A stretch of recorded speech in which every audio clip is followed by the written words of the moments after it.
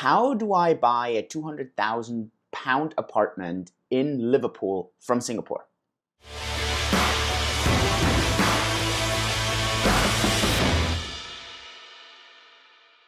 Hey and welcome to today's video. My name is Julian. On my channel is all about making you crypto fit. So normally we talk about blockchain, decentralization, cryptocurrencies, entrepreneurship, and mindset. But every once in a while I throw a bit of an off-topic video in, just like today. Today I want to talk about some of the investments that I do, and especially in this case, an investment actually that I did a bit over a year ago after I had sold in 2017, sold a lot of my cryptocurrencies, what to do with all this money that you have there. You want to deposit it somewhere. And so I wanted to put some money into real estate, even though I think real estate right now is still at the peak. So I was looking globally, what would be the alternatives or what would be the options.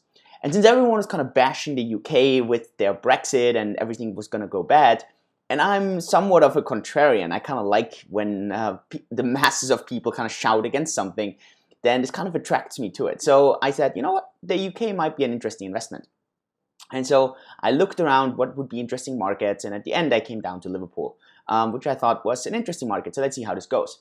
And I contacted an agency, and since I'm in Singapore and I'm not there, obviously I needed help how to do this.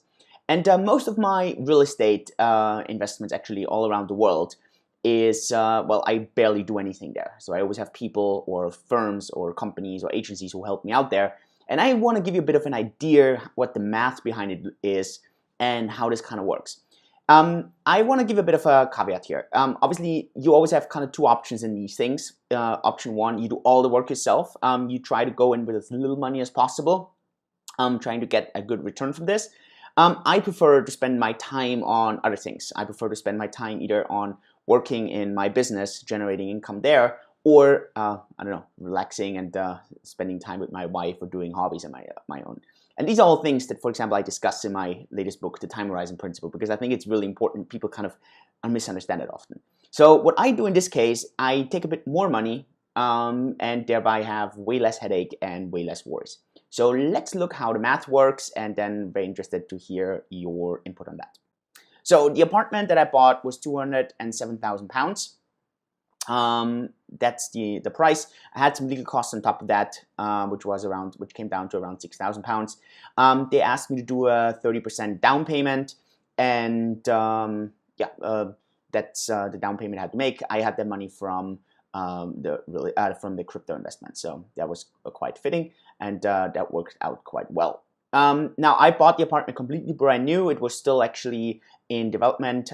They finished it a bit later, so that was the kind of work there. Now obviously I understand not everyone has 65,000 lying around to invest in real estate. Again, then you need to kind of hustle your way into this and find deals where you don't have to put so much money down.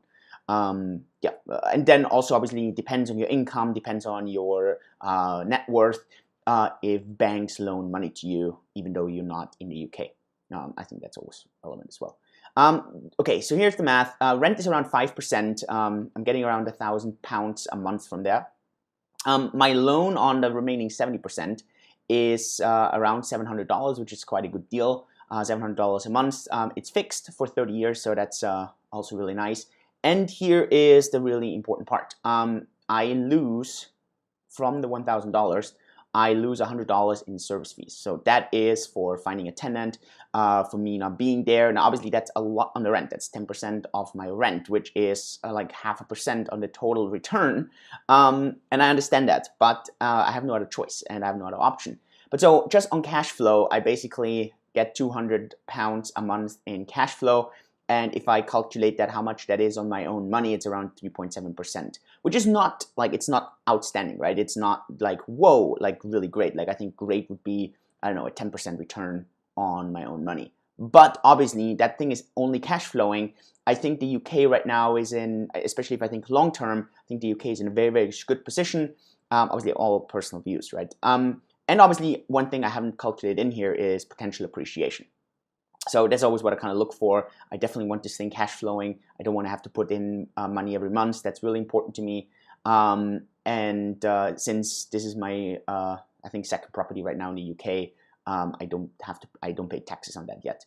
I think on the third one then I would have to pay because I'm getting over the limit, but I might be wrong on this one, so don't count me on that. I need to always check this at the end of the year, how this kind of turns out. Yeah, but so that's kind of a bit of the overview here. Just wanted to show you a bit of the numbers. So let me know what you think about this. Let me know in the comments below. Do you think that's a stupid investment, smart investment? I mean, I honestly, I make up my own mind anyways, but it's interesting to get a bit of your feedback and input. And especially, obviously, interesting to hear, how do you go about this? Do you own real estate? Let me know. Always interesting to see a bit of the opinion there. And if you want to have more of these videos, I can give some examples here from other investments that I do or other things that I have. Just let me know. Yeah, then I know what you're interested here on the channel. With this, I hope you're getting value out of this. Subscribe to the channel, give me a click the like button, and I'll see you at the next video. Yours truly, Julian.